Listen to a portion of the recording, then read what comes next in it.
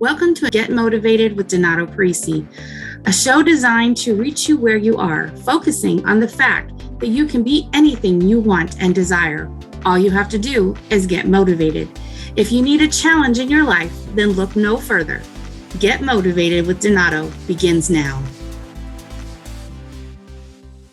Hey, welcome back, everyone, to Get Motivated with Donato. I'm your host, Donato. And today we have our special guest, Irma. And Irma, tell us your last name, because for some reason I don't have it written down. Sorry. It's Matos. Matos, yes. And I knew that. Sorry about that.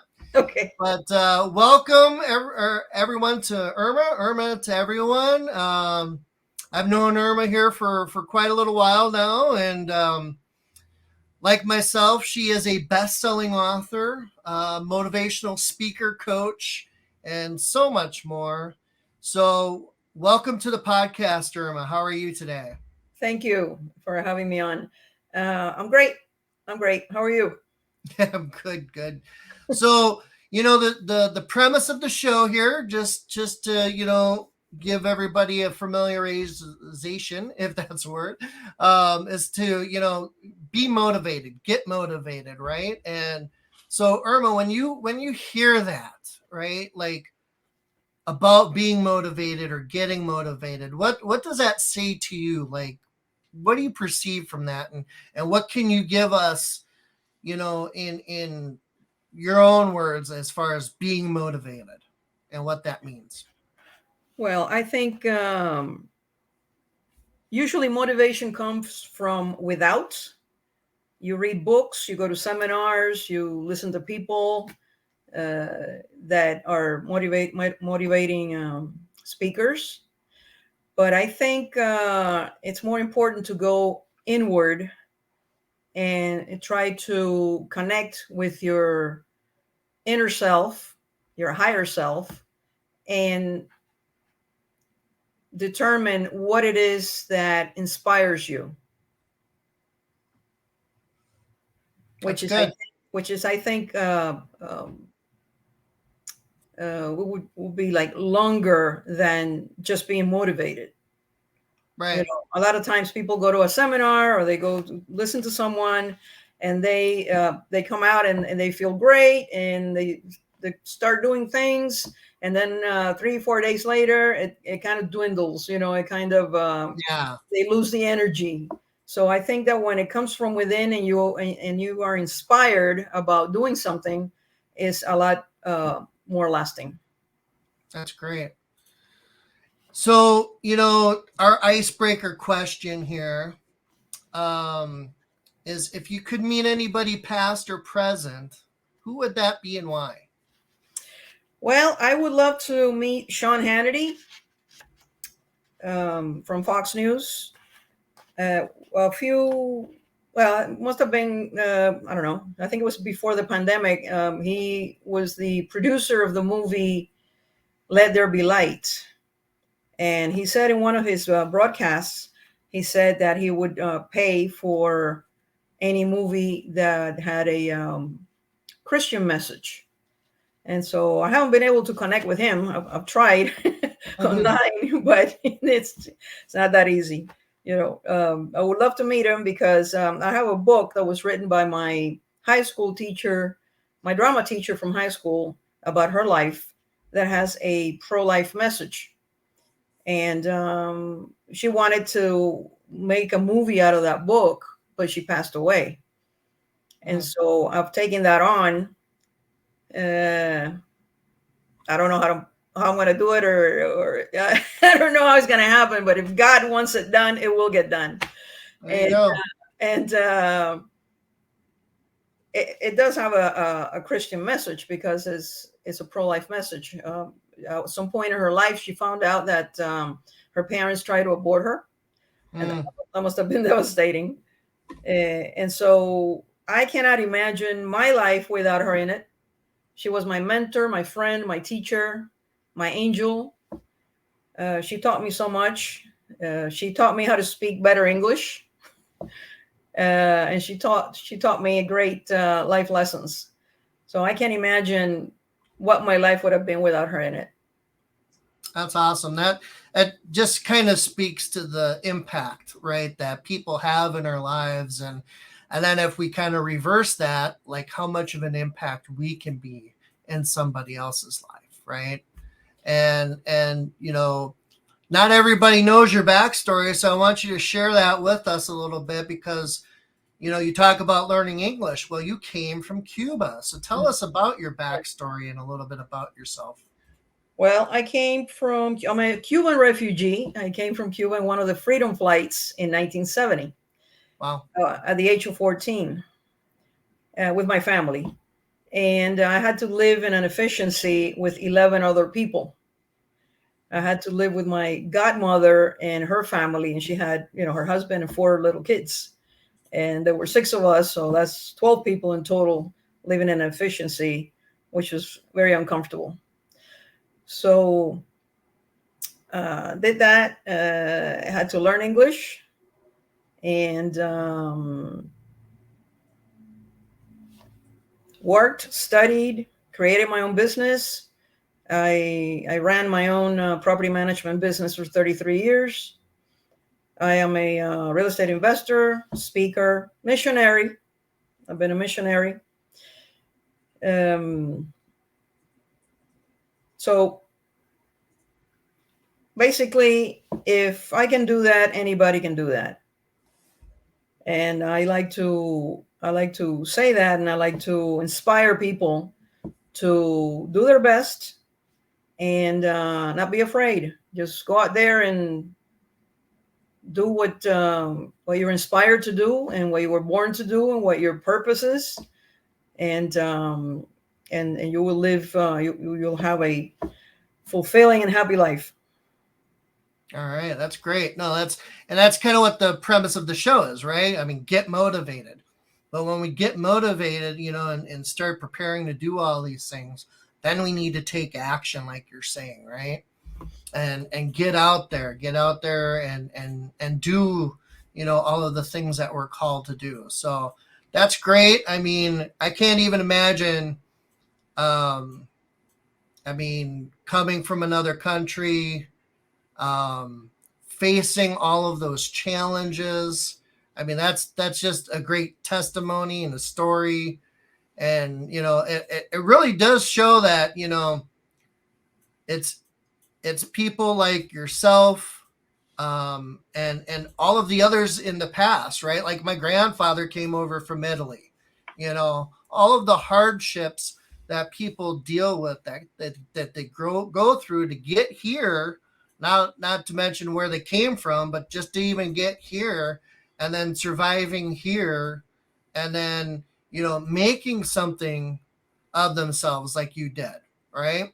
And all of the accomplishments that you did, and it just shows that drive, that determination, that you took action, right? Now you touched a little bit about being that like missionary or helping out people. I mean, talk to us a little bit more about that, and the impact again that people have had on your life, but how you've impacted others. Well, I serve in several ministries of my church, including the Emmaus Retreat and Life in the Spirit. Now I happen to be a member of the pastoral council for my church. So I'm always serving somehow. Even my business was a service business. It was a property management business. So, but when I went to Mexico as a missionary, obviously I went there to serve. I learned so much. I grew spiritual and personally so much. And you end up realizing that you think you're going to go help people and make a difference in their lives, which you are, but you end up receiving a heck of a lot more than what you want to give. And it's just kind of indescribable, the missions for me were something really, really special. Yeah, and you talk about that in our Greatness in You book here, right? Where Mhm. we were both authors in that book, along with Les Brown, John Tallarico, right? It was such an awesome book to be a part of, and all of those things that came out of that. And your chapter, I mean, you talk about those things, and how all of that impacted your life, how you impacted other lives. Just to step away from that just a little bit, talk to us about that experience in being part of the book. Like, what was your favorite thing about the book? Why did you get motivated to write that chapter in there? All of those steps along the way, and Well, what gave you that initiative? I like the title of the book, "The Greatness in You." I believe that we all have greatness Mm-hmm. in within ourselves. Unfortunately, a lot of people don't find their purpose and don't express that greatness.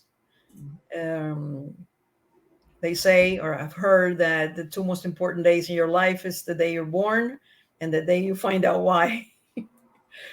So Yeah. it's important to find, like I said, go inside, because all the answers are inside. Go inside and listen to your still small voice and figure out what your purpose is, what your mission is, and go out and do it. And in my case, I realized that it was service. When I was a child, I used to think I had greatness in me. Mm-hmm. And I used to think I was going to invent something that would change the world. I thought I was going to be an engineer or something like that. You know, but obviously that didn't happen. I'm not an engineer. But in thinking about my life and all of the things that I've been involved with, I realized that the greatness in me is the service that I give, and my time, the service that I give Mm-hmm. to others to make a difference in their lives. Specifically, when I serve in the Emmaus retreat, which is a weekend retreat, I they have it for men and women. I do it for women, and they have it in English and Spanish, but I do it in Spanish. Everything I do in the church is in Spanish, except for the pastoral council. Everything else I do is in Spanish.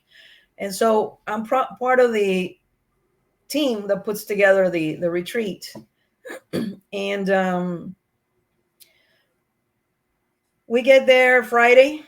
The ladies that come to participate get there Friday around 6 o'clock in the afternoon. And they all come with this heaviness, this like they have the weight of the world on their shoulders, Yeah. and that's how they come in on Friday evening, right?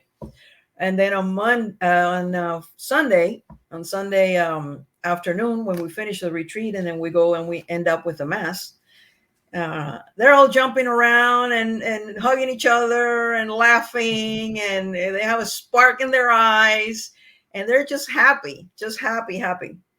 And just that, it just means the world to me. Well, they got recharged, right? They got Yeah. motivated. They know what action that they're going to take next. And you kind of said it a couple of times about looking inward. You talk in the book about spirituality, and you specifically say, like, we need to listen, that inward part, to God whispering to us, you know. And I think that in particularly is something that's a little tricky for a lot of people. Maybe you could share something about that and your experience with that. Why do you say that? Because you have like an angel here and a devil here, and then you have these two voices, and then you don't know which one is which, or which one is the right one, or which one you should follow. I have an experience specific to the still small voice. I've always invested in real estate, so I had this townhouse that I had for rent, and so I went to show it, and I went to meet the people that wanted to rent it and all that. And my little voice was telling me, "Don't rent to them." I mean, I can tell you, do not rent to these people. And I'm like, geez, I hear that, but it's been empty for a few months. I need to rent it because I have to pay the mortgage and I have to Right. take care of business. So I mean, what could happen? Well, let me tell you, that voice was so right. And ever since that day, if I hear my little voice saying, "Don't do that," man, believe me, I will not do that, because I will live to regret it. You just that's higher intelligence telling you what to do, helping you out. It's I had so many problems with those tenants. I mean, they were just a big problem all around until finally, they moved out, and that was a great learning experience. You're better off with an empty property than with the wrong tenants in it.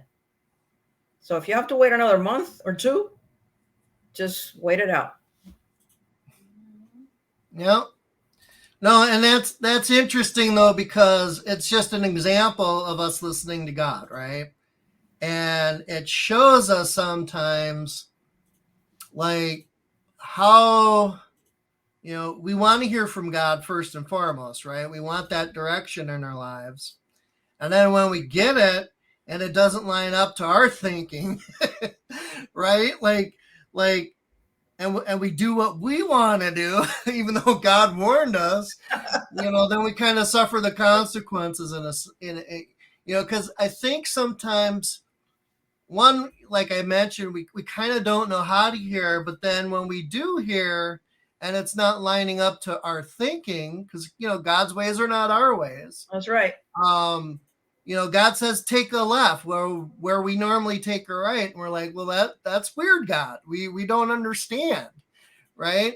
But if we follow that direction and just learn to trust, right. Then we can see what God has in store for us. Right. Because Exactly. God only wants the best for us, and that's why I think it's really important, as you stated in the book, and just gave us an example of, like, we really need to take that time out to just sit and hear. You talked about the retreats. I mean, that's those retreats, or whatever we want to call them, camps or something else, right? Terminology doesn't matter. It's taking that time to have that perspective, to take, the chance to get away from life, all the busyness, all the hustle and bustle, to center up, to focus on God, and to hear from him, right? And then get charged back up and get that direction, kind of put back in there. And to that, because you're a businesswoman, because you're involved in ministry, because you're an author, you do all of these different things, right? Life pulls you in so many other different directions. Talk to us about that balance.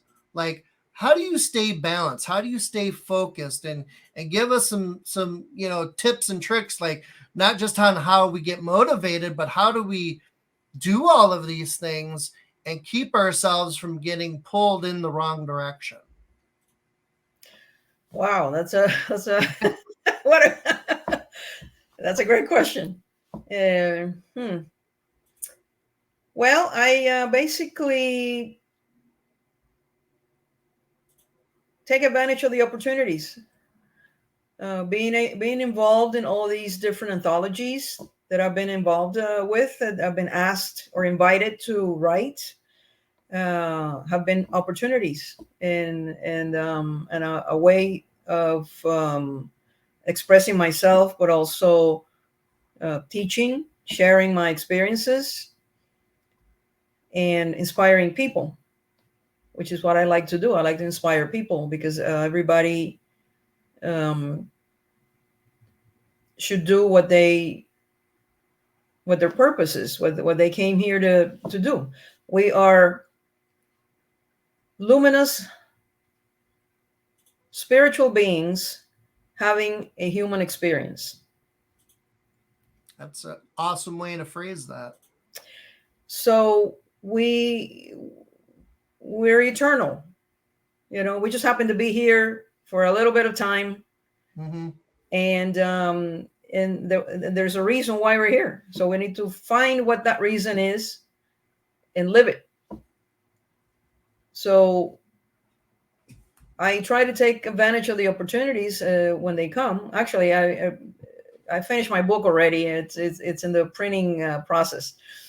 But my book got delayed because I kept being invited to contribute a chapter in all these other books, in all these anthologies. So I said, well, okay, this came my way. Let me do this. This one came my way. Let me do that. And then so I got sidetracked from my own, which is done. It's done. It should be out soon. And you just kind of feel, you just know what it is that you need to be working on at the time. If it makes you feel fulfilled, if it gives you peace that you're working on that particular project, then that's the project that you should be working on. So learning how to prioritize and shift gears if we need to, right? And that kind of thing. That's good, because that's something important, where prioritizing and learning how to sometimes put this thing aside to pick up another thing, that does help with that balance, right? And being able to stay positive, stay focused. Yeah, so go ahead. I could have said, no, I'm not going to do this, that, and that because I have to finish this. Mm-hmm. Because I need to finish my book before I get involved in something else. Well, if I don't take advantage of the opportunities, they're gone. I don't know that there's going to be an invitation to participate in another book with Les Brown and John Tallarico after I finish my book. I don't know. Right. Yep. No, right. Yeah, a lot of people miss a lot of opportunities because they're stuck in their ways. In other words, and they think they have to do this, and until they finish that, they can't open up and welcome other things. Mm-hmm. And so that's the way I approach that. I like how you said that, because it kind of sounds like it came from me, stuck in our ways, right? Because we get stuck in our ways. We get our own stinking thinking involved with stuff, and we can be pig-headed or stubborn or just set in our ways, right? And we sometimes, I think it can be a little bit of fear, right? Because we don't want to step out of our comfort zone, and that kind of stuff. But like you're saying, take those opportunities. If an opportunity to presents itself to you, then that's God putting something in your path. I mean, granted, we should pray about it, right? We should seek Him for it. But if it's there and we can shift some things around, I mean, God might be giving us that opportunity for a reason, right? And the Greatness in You book, I mean, what a phenomenal opportunity we had there to be in a book with Les Brown, with John Tallarico. Those opportunities don't come along very often. Exactly. So and because of that, because obviously my book is not out yet, because of that, I took advantage of doing all those other projects. I've been invited to speak in April. I'm going to be speaking to the employees of the health department in Miami-Dade. Wow. It's going to be virtual. but there are a lot of employees in the health department in Miami-Dade. So that's an opportunity, and Yeah. you never know what is going to come out of that. Probably another Right. speaking opportunity. There you go. That's awesome. So, we're talking about all of these things, and you keep talking about all these books that you're part of. I mean, we've only touched on the greatness. What are the other books that you've got? The first one I contributed a chapter to is called Boss Your Lane. It's a business book. It's Boss Your Lane, expert advice for the novice entrepreneur. Nice. It's this one. And my chapter here is called The Spirituality of Business.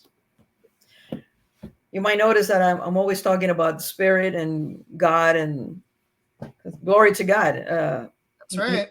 He's the one that runs everything and blesses us and brings all these opportunities our way.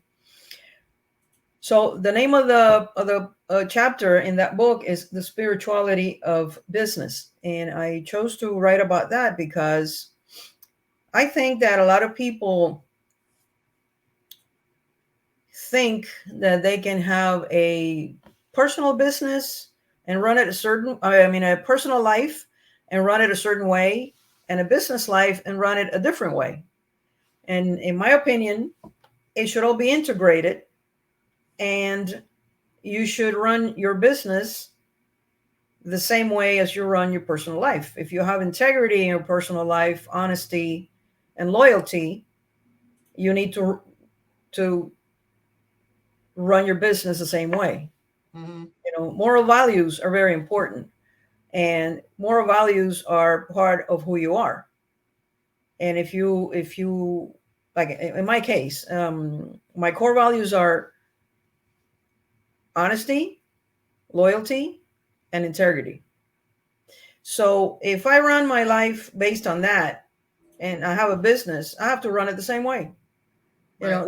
There is this the saying about, well, business is business, and it sounds like, well, I mean, it's a different animal. You can do whatever you want, or it doesn't matter what you do in business. I don't know. You can cut corners, or you can, who knows? But in my opinion, it's all the same. Mm-hmm. And apply the golden rule. If what you don't want people to do to you, don't do it to somebody else. Right. Whatever you want for yourself is what you should want for everyone else. Mm-hmm. And that applies to business as well. Provide service, do the best you can, and the money will follow. Yep. Well, and it's just like what you said, though. Like, God's in it all, right? So if God's part of your life, He can be a part of your business if you let Him. And we can bring those values with us to the business realm, and that's how people build brands that are good, that are successful, right? That this brand is good based on not just the longevity, but they have good customer service and all of these different things. They make a good product, they take the time and effort to do things right. So all of that does play a factor in. So that's Boss Your Lane. What are the other books there? The other one is Women of the Power Voice. And I was one of the women that spoke at the International Women's Summit in 2021, I believe it was, a couple of years ago. And so a lot of the other women that spoke for the Power Voice, which is the Les Brown's Academy, Power Voice, also have a chapter there.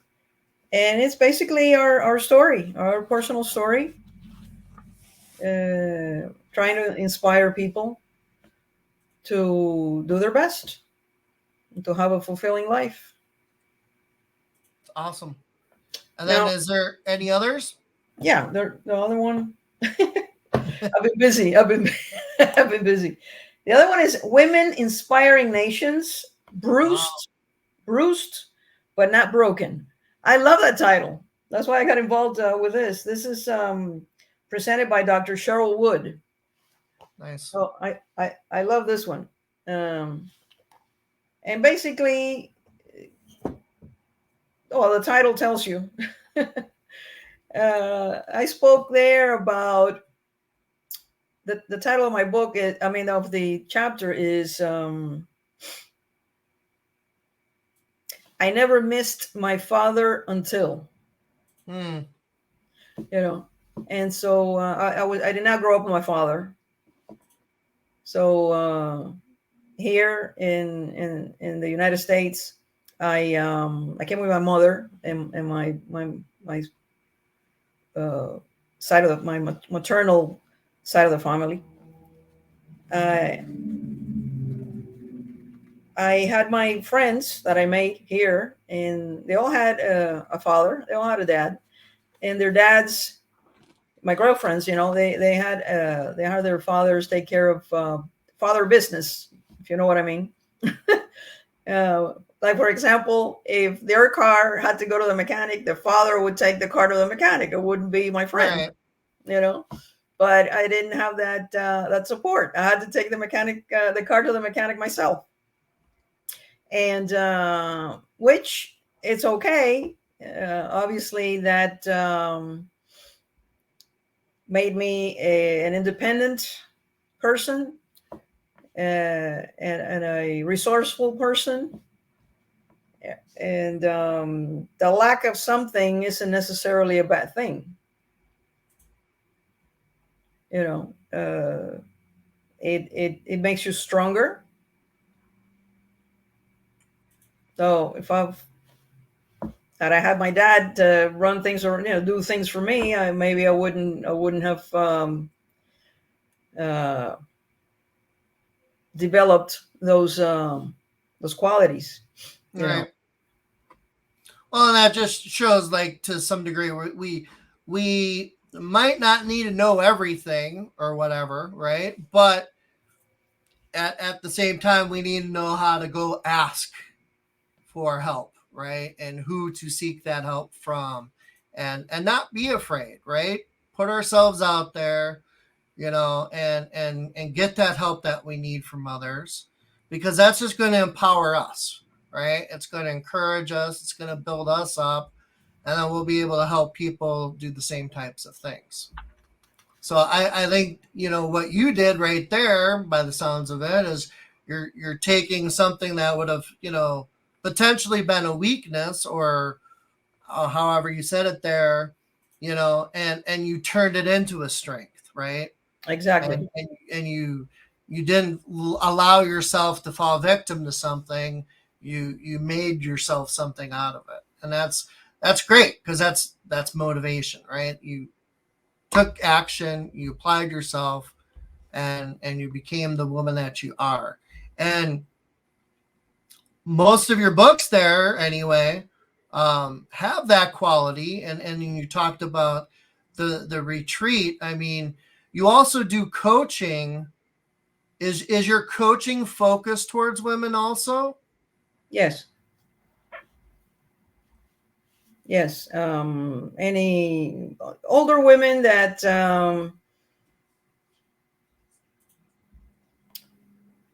don't have the kids are gone, and or maybe are retired and want to start something new, like a business or write a book, or do something new, do something else, find purpose.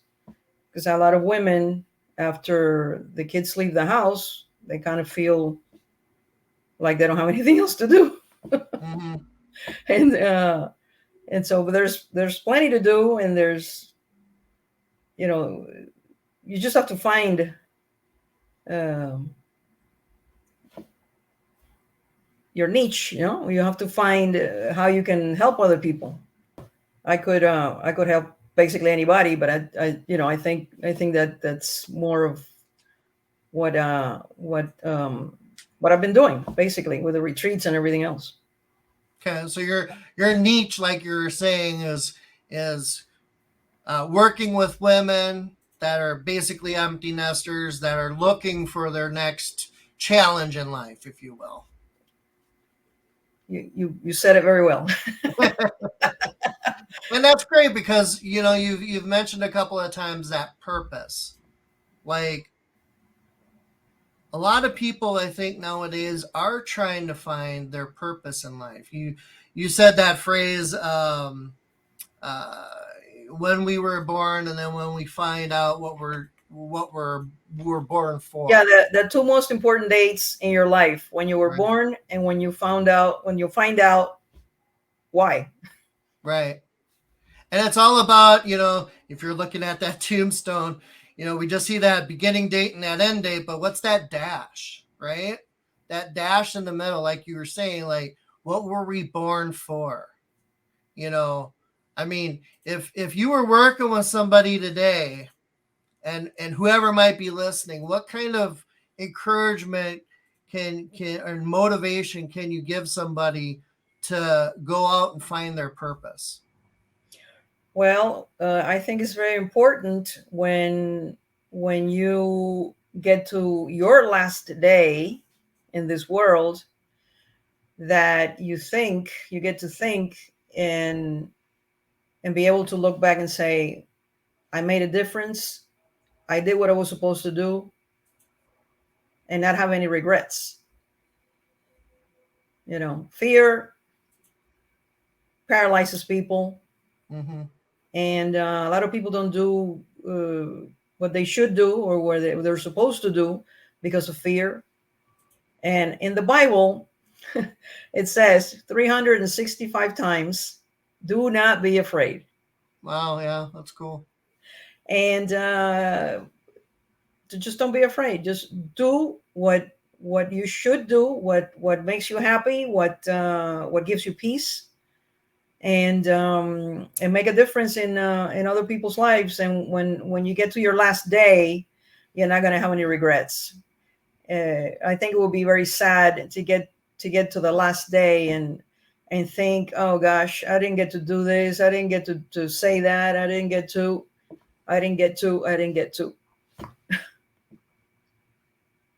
Yeah, no doubt. And that fear thing always seems like it comes up. I've been writing different books and different things too. And then my one it's not out yet, kind of like yours, but it'll be coming out here soon. I talk about becoming the new you, and that fear, right? In taking that action, it always seems like it keeps coming up. And I always like to try to say, you can only be in one thing, fear or faith. Sometimes you can replace faith for something else that's positive as far as whatever that circumstance is that you're going through.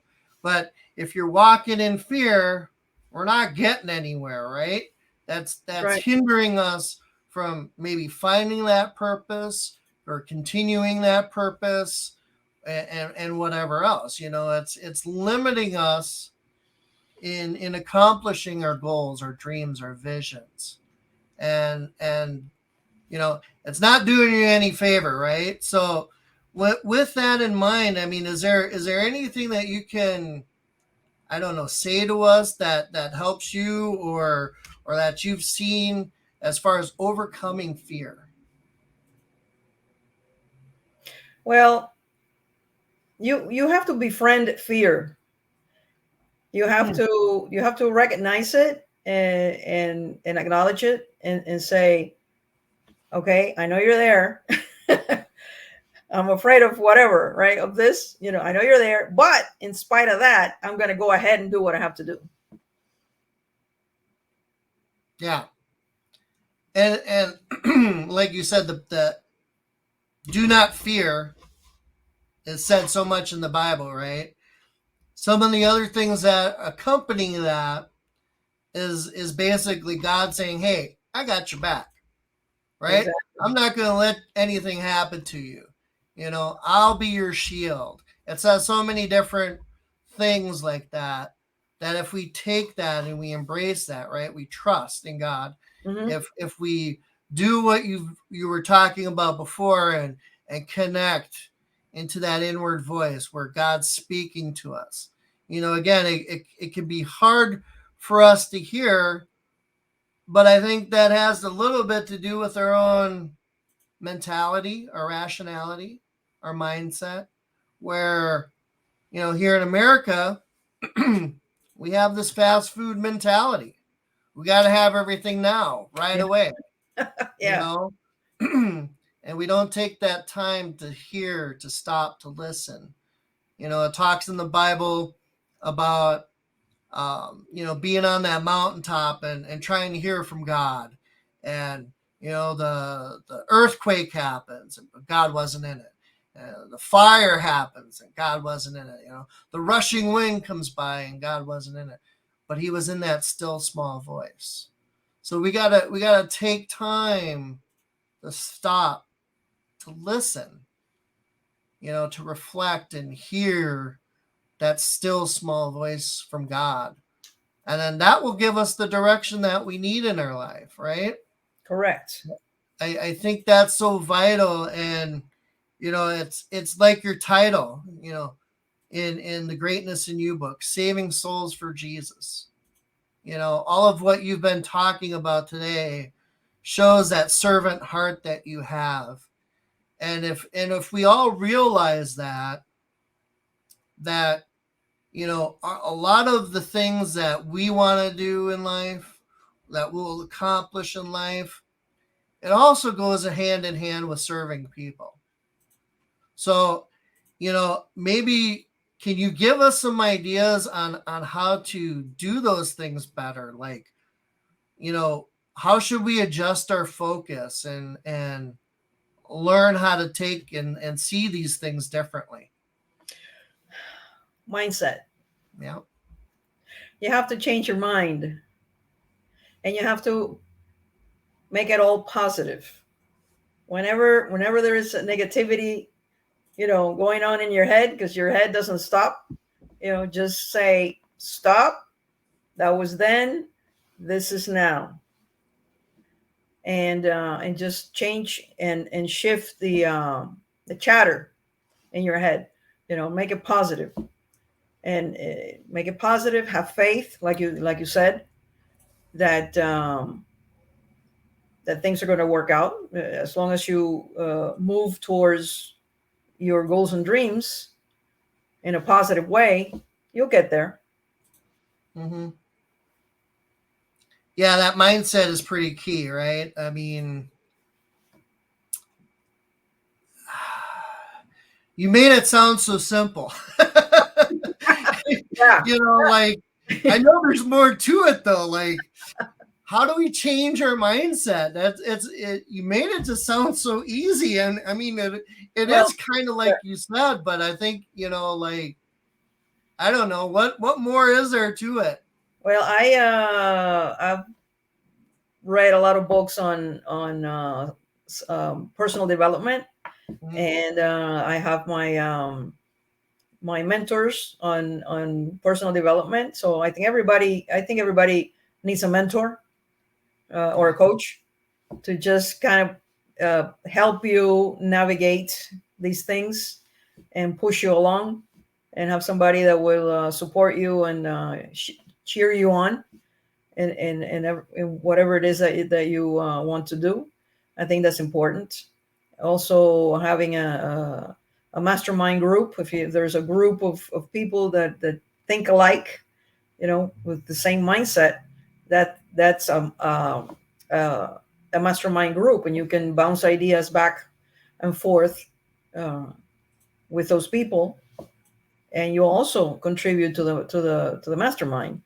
So just there's things that people can do to elevate their vibration, if you know what I mean. Elevate the way you feel and the way you look at the world.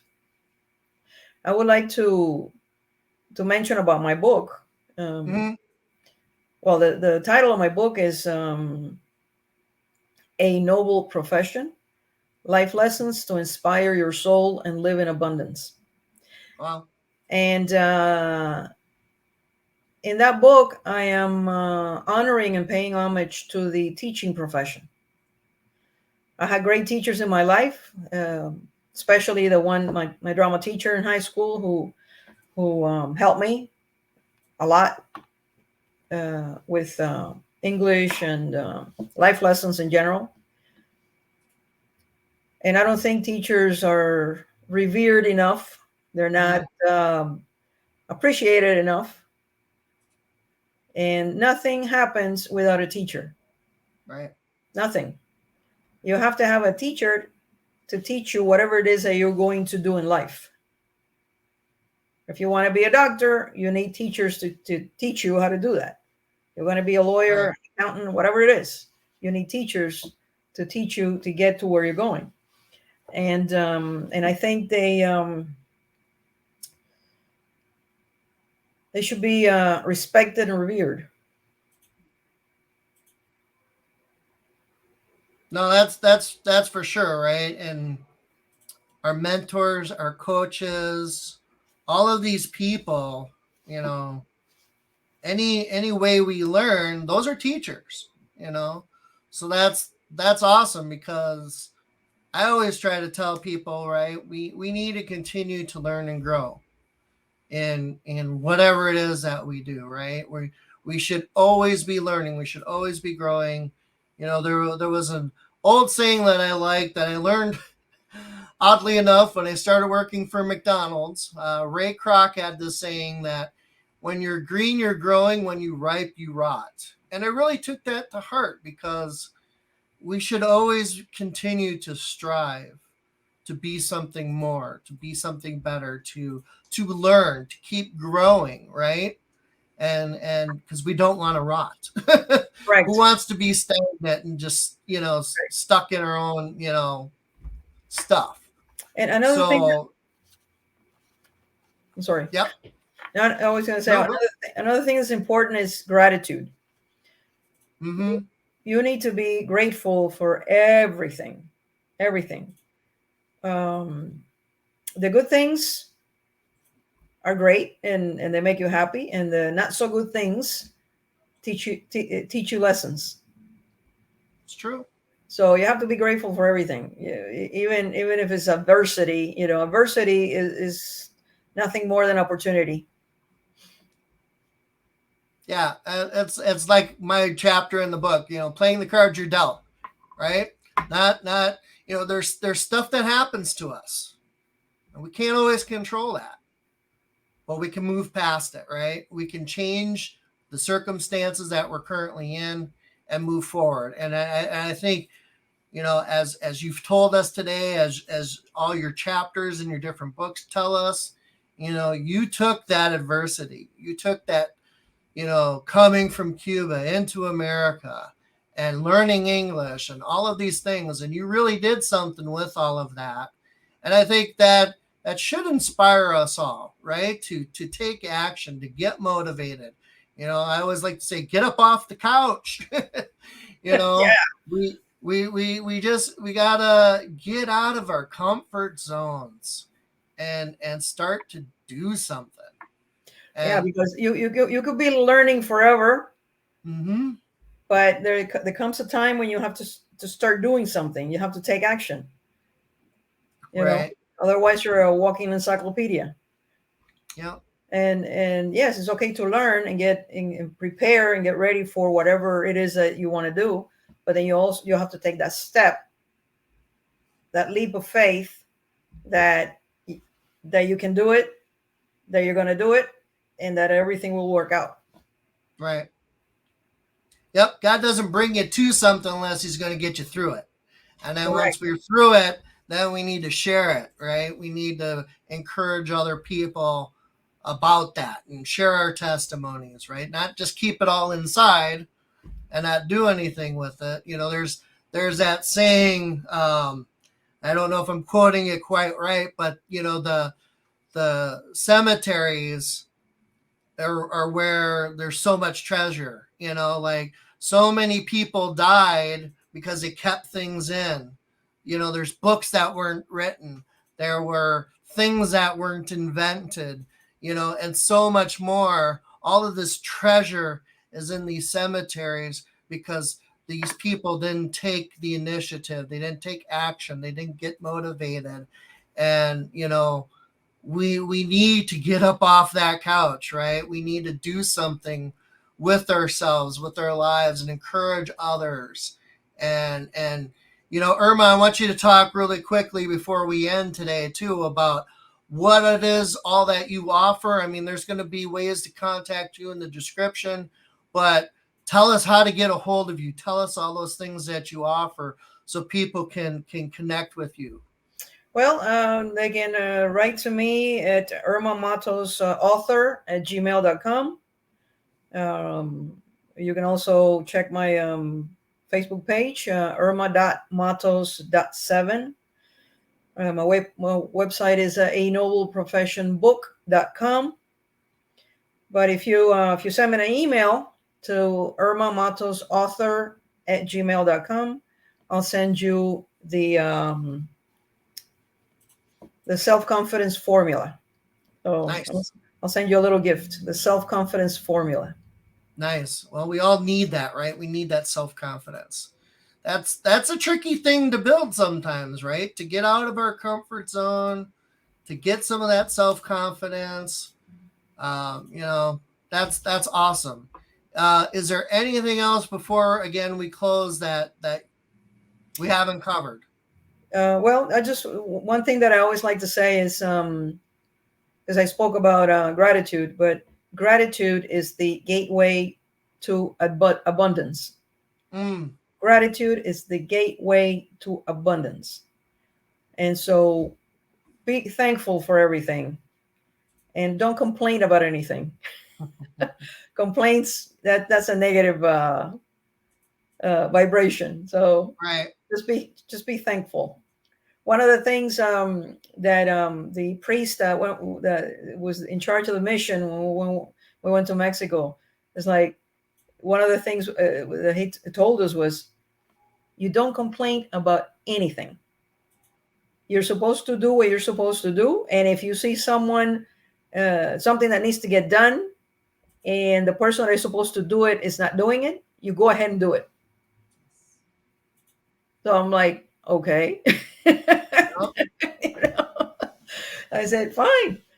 So no complaints. If you see something that needs to be done, it's not getting done, do it, even if someone else is in charge of it. So if you approach life that way, you're not going to fight with anybody. You're not going to have any problems. You just do what you're supposed to do, and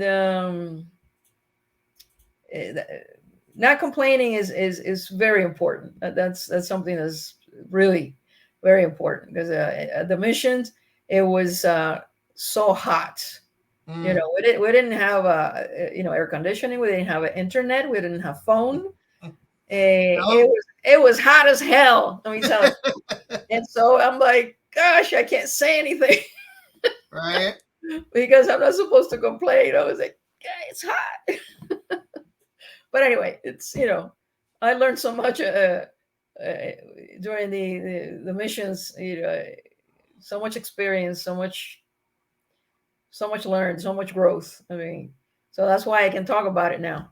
And so those are the two things that I think are important: is don't complain about anything, be grateful, and that will bring abundance into your life and blessings. Amen. No, that's great. That attitude of gratitude is so important, right? And you mentioned that speaking the negative is, on kind of a bad wavelength, right? Correct, because bad vibration. Words have power. They do, right? I mean, God spoke everything into existence. Exactly. We kind of forget about that. Exactly.